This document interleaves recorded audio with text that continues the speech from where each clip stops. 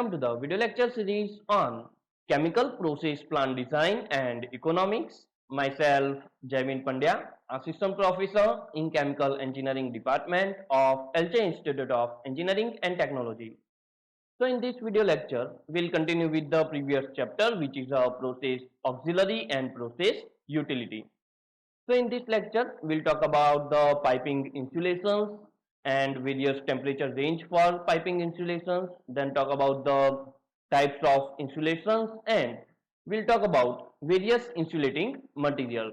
So let's start with fundamental of piping insulations. Piping insulations are defined as those material or combination of material which resist the flow of heat by performing one or more of following functions, such as conserve energy by reduction heat loss or heat gain, then it's control the surface temperature for personal and comfort, then facilitate temperature control of process. It does the prevent vapor flow and water condensation on cold surface. So insulation conserve energy by reduction heat loss or heat gain. So ultimately, what the insulations do? Insulation stop the heat flow, whether it is heat loss or heat gain. It's control surface temperature, and it's also control or facilitate temperature control process, and it prevent vapor flow and water condensation on cold surface. So it's mostly used for hot surface also and cold surface also. Now let's talk about other functions, such as it's also increase operating efficiency of heating, ventilation, cooling, plumbing, steam, process, power system found in commercial and industrial installations. So it's increased operating efficiency of heating or pumping or steam or various processes. If we do insulation on some surface, then it prevent heat loss or heat gain. So it's beneficial for condensation or also for Z boiler. So it's reduced duty for the heat exchanger, condensation or condenser, or it's also reduced duty for the Z boiler. So ultimately, it's increased efficiency of any operation. Now let's talk about the next factor, which is prevent or reduce damage to equipment from exposure to fire or corrosive atmosphere. Some insulating material are prevent pipeline from the corrosiveness or corrosion. So it is useful to use the insulating material. So it's reduce the corrosiveness of that particular pipeline or particular substance or system. So it prevents the particular equipment by exploding in atmosphere. So it's reduce corrosiveness. When the pipeline is direct contact with the oxygen or atmosphere, it does the corrosion. So insulating material are also used for prevent or reduce damage to equipment from exposure to fire or corrosive atmosphere. It assists the mechanical system in meeting criteria in food and cosmetic plant. It also reduce emission of pollutant to the atmosphere. So these all are functions concerned with the insulations. So piping insulations are widely used in a commercial base or also in industrial base. So let's talk about temperature range for the insulations.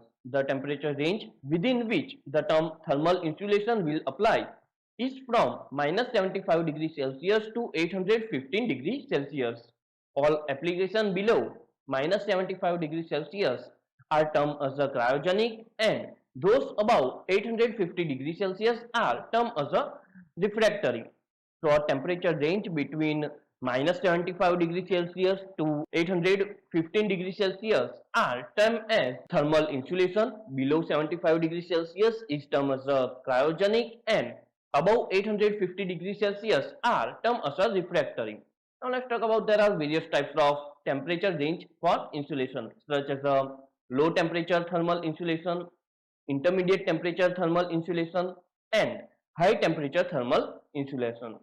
Various low temperature thermal insulation, such as 5 degrees Celsius to 0 degrees Celsius for the cold or chill water, 0 degrees Celsius to minus 40 degrees Celsius, such as for the refrigeration process or glycol process, then minus 40 degrees Celsius to minus 75 degrees Celsius for the refrigeration or brine system, and below 75 degrees Celsius, or we can say that minus 75 degrees Celsius to the minus 275 degrees Celsius, such as a absolute zero temperature, which also known as a cryogenic process. So low temperature thermal insulation, which are mostly used from 5 degrees Celsius to minus 75 degrees Celsius. 5 degrees Celsius to 0 degrees Celsius for the cold or chill water, 0 degrees Celsius to minus 40 degrees Celsius for refrigeration process or glycol process, then minus 40 degrees Celsius to the minus 75 degrees Celsius, such as a refrigeration or brine system.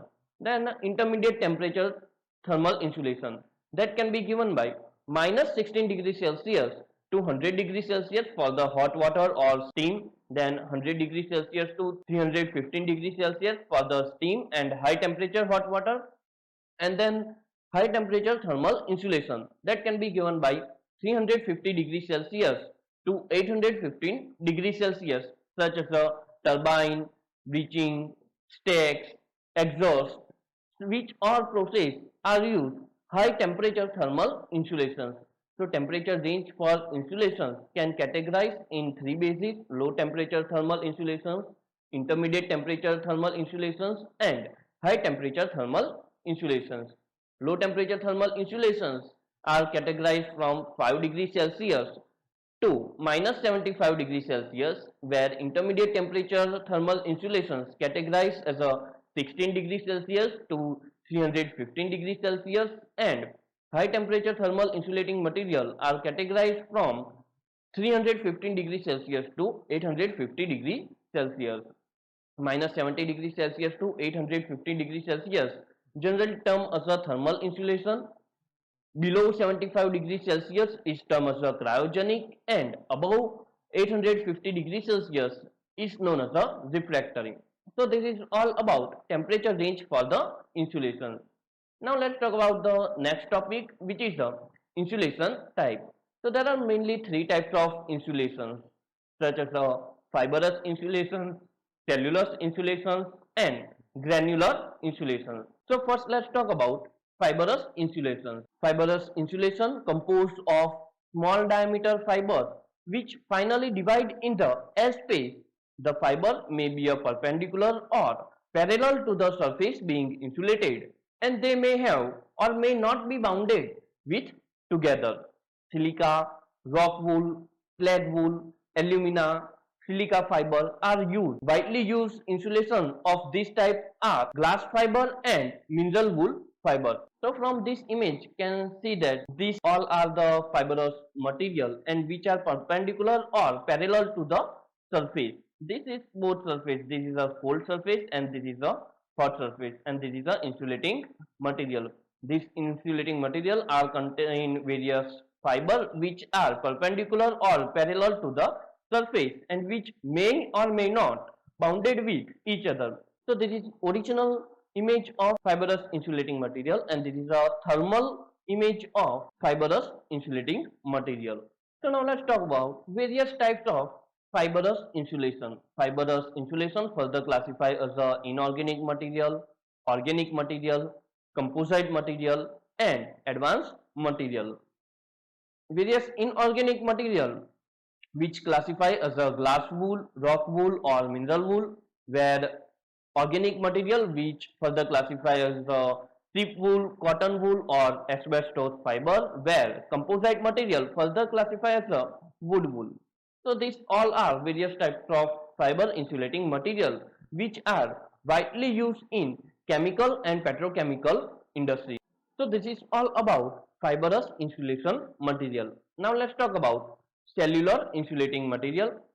Cellular insulation material composed of small individual cells separated from each other. The cellular material may be a glass or foam plastic, such as the cellular glass, phenolic foam, and nitrile rubber. So this image represents cellular insulations, and this is a cross section of cellular insulation. Cellular insulation mostly used for the insulating the pipe. So this is all about cellular insulations. Now let's talk about the granule insulations. Granule insulations are made of or composed of small nodule which may contain a void or hollow space.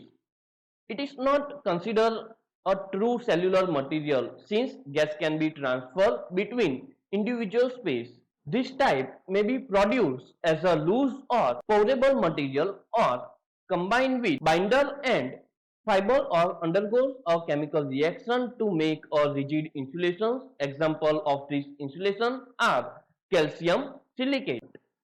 So this is an image of this granule insulations and SCM image of this granule material. From this SCM image, it's made clear there is a pores on surface of this granule material so that the air can pass from this space. So these granules are not completely a cellular material which contain a hollow space, so air can pass from this surface or from these granules. So this is all about granule insulations. Now let's move on to our next topic, which is insulating material. There are various types of insulating material generally used in a chemical industry, such as a mineral fiber insulating material. Mineral fiber insulating material classified as a glass mineral fiber insulating material and rock and slag mineral fiber insulating material. Glass mineral fiber available as a flexible blanket or rigid board or pipe covering and other preloaded or pre-molded shape. Temperature range is up to the 535 degrees Celsius, where rock and stage fiber bounded together with heat resistant binder to produce mineral fiber or wool. For this fiber, upper temperature limit is 1035 degrees Celsius. Now let's talk about the next material, which is a cellular material. It's available in broad and block form, capable of being fabricated into the pipe, covering various shape and service temperature range up to the 260 degrees Celsius to 200 degrees Celsius to 65 degrees Celsius in composite system. Good structure, strength, poor impact of resistance. Material is non-combustible and non-absorptive and resistance to many chemicals. So can say that these materials are mostly used to prevent corrosion. So now let's talk about the next material, which is a calcium silicate. Calcium silicate is a granule insulation made of lime and silica, reinforced with organic and inorganic fiber and molded into the rigid form. Its temperature range cover to 35 degrees Celsius to 850 degrees Celsius and its compressive strength is very good. Calcium silicate is a water absorbent. However, it can prevent dry out without the deterioration. The material is non-combustible and used in hot piping and surface. So let's talk about the next topic, which is the expanded silica. Expanded silica is made from inert cellulose volcanic rock combined with water. The rock is expanded by the heating above the 535 degrees Celsius, case the water to vaporize and the rock volume is to expand. This creates cellular structure of a minute air cells surrounded by the vitrified product. Added binder to resist the moisture prevention and inorganic fibers reinforce the structure. The material has low shrinkage and high resistance to corrosiveness. The extended silica is non-combustible and operation in an intermediate and high temperature range. The product is available in rigid preform, shape and block. So this is all about the expanded silica. Now let's talk about the next material, which is a foam plastic. Foam plastic are the lightweight with excellent cutting characteristic. The chemical content change with each manufacturer. It's mostly used for the low temperature range. So I am completing my lecture here. Thank you.